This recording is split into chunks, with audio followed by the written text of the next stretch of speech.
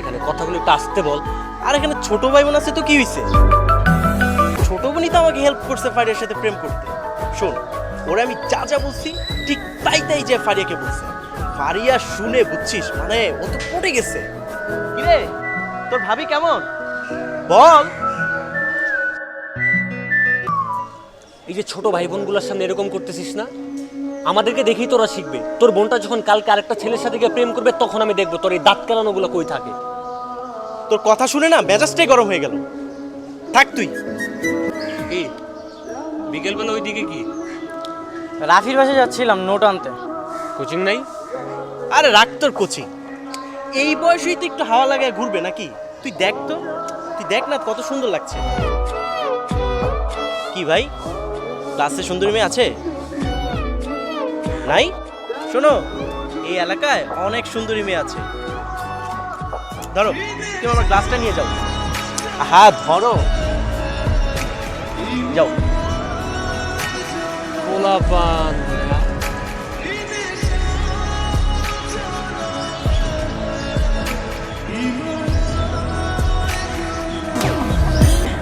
তোমাদের বাসায় আমার ভাইয়া আসে নাই?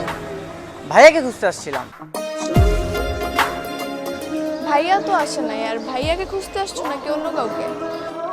অন্য কাউকে মানে? ওই দিন যেভাবে লুক দিচ্ছিলে আমি ওই দিনই বুঝতে পারছি যে এখন থেকে আমার বাসার নিচে ঘুরঘুর করবা আর নিচের জুতা ক্ষয় করবা। কি করবো বলো, ওই দিন তোমার হাসি অনেক সুন্দর ছিল। আচ্ছা আমার হাসি সুন্দর, তাহলে কি করতে হবে? সুইস ব্যাংকে রাখতে হবে যেন চুরি না হয়ে যায়। এই লাইন কোথা থেকে শিখছো? স্কুলের বড় ভাইদের কাছ থেকে শিখেছি। আচ্ছা আমার সাথে যে লাইন মারতেছো বাসায় জানে? না। তাহলে আর এইখানে এসো না, ভাইয়া দেখলে খবর আছে। ও আচ্ছা। আচ্ছা শুনো, আমার নাম্বারটা নিয়ে যাও, 017325397। আচ্ছা শোনো, তুমি আমাকে মিস কল দিবা, তারপর আমি তোমাকে মিস কল ব্যাক করলে তারপর তুমি আমাকে ব্রেক কল দিবা, ঠিক আছে? এর আগে কিন্তু কল দিবা না। আচ্ছা, এই বুদ্ধি তুমি কোথায় পাইছো? হ্যাঁ, আরে ওই ভাইয়া তার জিএফকে শিখাইতো, এইখান থেকে শিখছি। ও আচ্ছা। ঠিক আছে যাও যাও, এখন ভাইয়া চলে আসবে, সমস্যা নেই। রেস্টুরেন্টটা সুন্দর না? ওই যে কর্নারটা দেখছিস না, আমি আর আমার গার্লফ্রেন্ড প্রত্যেকদিন ওই কর্নারে বসে ডেটিং করি। এগুলোই তো করবি, তোর কাজই তো এগুলো। ভাবছি এরকম একটা রেস্টুরেন্টের বিজনেস স্টার্ট করি। তুই কি রেস্টুরেন্ট বানাবি নাকি রেস্টুরেন্টে গার্লফ্রেন্ডে নিয়ে এসে একটা ডেটিং প্লেস বানাবি? কোথায় যাচ্ছি? ফোনে তো খুব আই লাভ ইউ বলো, এখন সরাসরি আই লাভ ইউ বলবা, এই জন্য নিয়ে যাচ্ছি।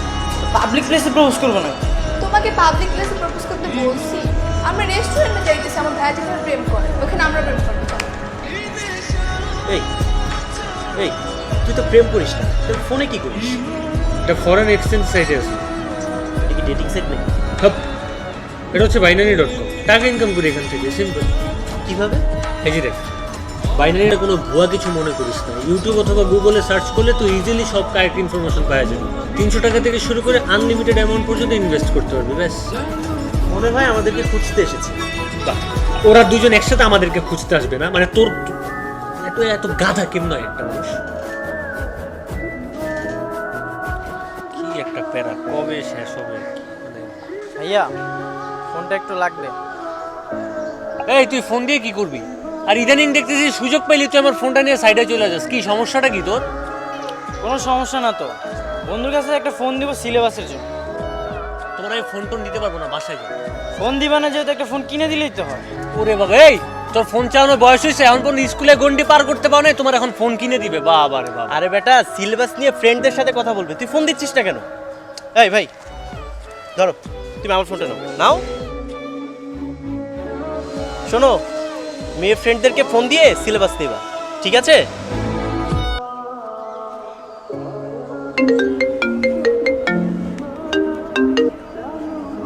হ্যালো জানেমান কি অবস্থা? জানেমান, তুমি কেমন আছো? হ্যাঁ ভালো। কিন্তু এটা তো আমার ভাইয়ার ফোন, তুমি কোত্থেকে পাইলা? তোমার ভাই আমার শালাবাবু হয় না? ও তাই? এই শুনো, ভাইয়া তো আমাকে আর ফোন দিচ্ছে না। ফোনে তেমন কথা হবে না, যা হবে সামনাসামনি। ওকে। এই শোনো, কালকে স্কুল শেষে যেখানে আমরা দেখা করি সেখানে চলে এসো, ঠিক আছে? আচ্ছা ঠিক আছে, কাল তাহলে দেখা হচ্ছে।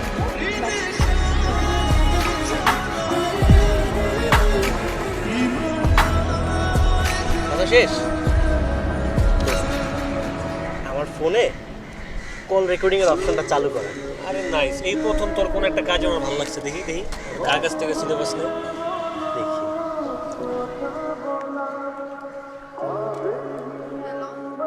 জানেমান কি অবস্থা?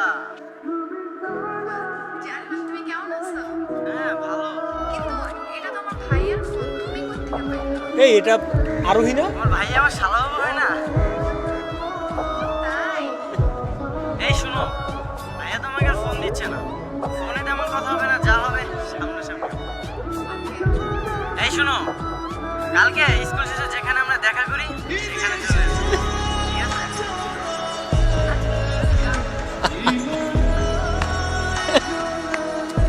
মজা হইতেছে, খুব ভালো লাগছে। সাবধানে।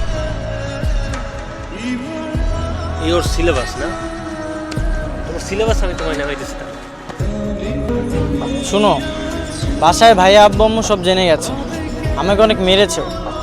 আমাকেও তো মারছে। শোনো, আমরা এখন পালা যাবো, প্রয়োজনে গাছতলায় থাকবো, একটা রুটি দুজনে ভাগ করে খাবো, কিন্তু আমি তোমার সাথে পালা যাবো, যাবো না? কিন্তু আমরা কোথায় যাব? যেই দিকে দুই চোখ যায় সেই দিকে চলে যাবো। কালকে তুমি স্টেশনে আসবে সব কিছু গুছিয়ে, আর আমি আমার সব গয়নাগাটি নিয়ে চলে আসবো, ঠিক আছে? এই দাঁড়া, কই যাস? কই যায় মানে? তুই শুনিস নাই? ওই গহনা নিয়ে পালানো দেখাচ্ছে। গহনা নিয়ে পালাই যাবি না? চল বাসায় চল। সমস্যার তো কিছু না, ফোনটা তো আমার। মান সম্মান গেলে আমার যাবে, তোর যাবে না। মান সম্মান? বাহ, তুই মান সম্মান বুঝিস?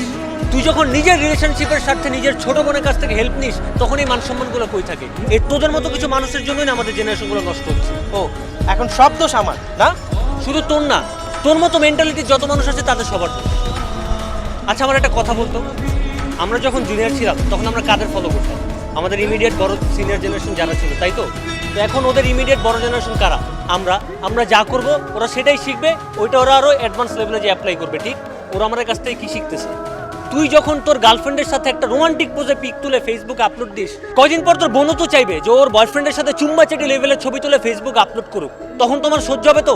তখন কিন্তু মামা তোমার সহ্য হবে না। তুমি আমার ভাইকে কি শিখাইছো? যে এলাকার সবচেয়ে সুন্দর মেয়েটার সাথে প্রেম করতে, তাই না? এলাকার সবচেয়ে সুন্দর মেয়েটার সাথে প্রেম করছিস, তুই তো খুশি, ঠিক না? শোন, তুই চাইলেই যা খুশি তা করতে পারিস না। একটা সুন্দর জেনারেশন গড়ে তোলার জন্য জেনারেশন বাই জেনারেশন প্রচেষ্টা লাগে।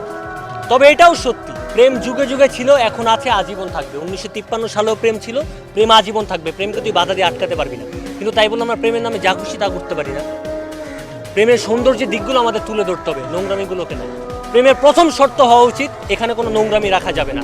যে মানুষটা এই শর্ত মানতে পারবে না, সে আসলে প্রেম করার যোগ্যতাই রাখে না। তার কি উচিত জানিস? তার পাপের সাথে বন্ধুত্ব করা উচিত, এবং হাস্যকর হলেও এটাই সত্যি।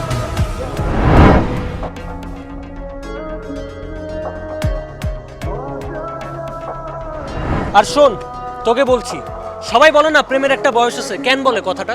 এই যে তুই যেদিন থেকে ওর সাথে কথা বলা শুরু করেছিস, তো পড়াশোনায় কোনো কনসেন্ট্রেট নাই। কেমনে থাকবে? কয়েকদিন পরে এসএসসি পরীক্ষা, এইচএসসি পরীক্ষা, রেজাল্ট আসবে 0, ভালো একটা ভার্সিটিতে চান্স পাবি না, ভালো কোনো চাকরি পাবি না। তখন ঠিক এই মেয়েটাই তোকে এসে বলবে তুমি ভালো কোনো চাকরি পাচ্ছ না, আমি বাবা মাকে কী করে বলবো তোমার কথা? এভাবে হলে তো তোমাকে বিয়ে করা সম্ভব না। এখন একটু এই টাইম ওয়েস্টগুলো বন্ধ করে পড়াশোনায় কনসেন্ট্রেট দে, ভালো করে চাকরি কর, ভালো একটা রেজাল্ট কর। তখন দেখবি ওর মতো কত মেয়ের আর মেয়ের বাপরা তোর পিছনে কুত্তার মতো ঘেউ ঘেউ করতেছে শুধুমাত্র তোর সাথে বিয়ে দেওয়ার জন্য তার মেয়েকে।